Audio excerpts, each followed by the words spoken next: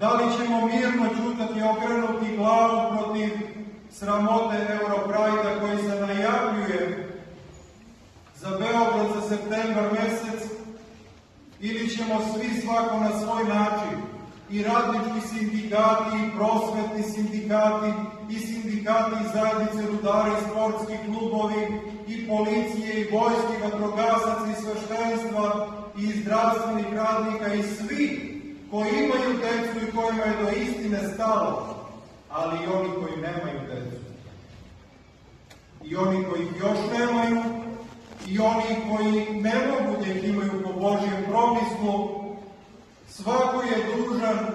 da se ovome usprotivi na način hrišćanski, na način dostojanstven,